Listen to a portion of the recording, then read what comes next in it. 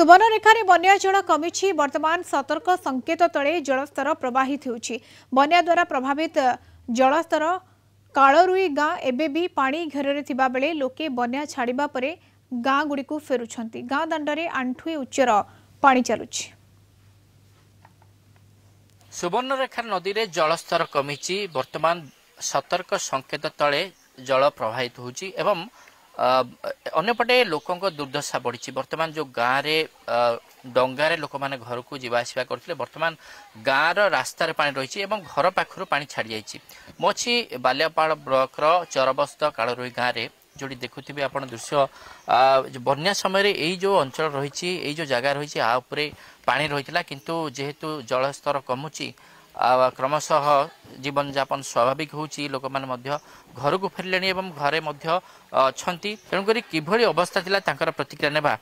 बन्या रे कौन असुविधा होता आपंकर को जगार थे जेहेतु बन्या पानी माड़ी आसला गाँ को विभिन्न असुविधा होइथिबो।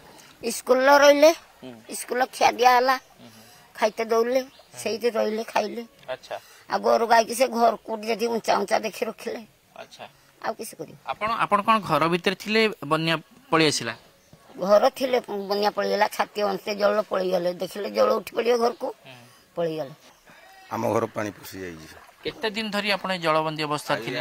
8 दिन हेला 7-8 दिन हेला चाष जमी नष्ट हेला परियाबाड़ी नष्ट हेला।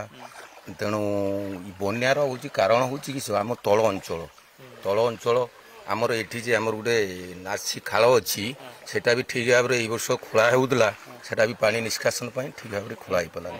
तेणु आम चाषी हिसाब से अनुरोध करूँ सरकार प्रशासन को कहूँ जे से खालटा पूर्ण भाव में खोला जाऊ।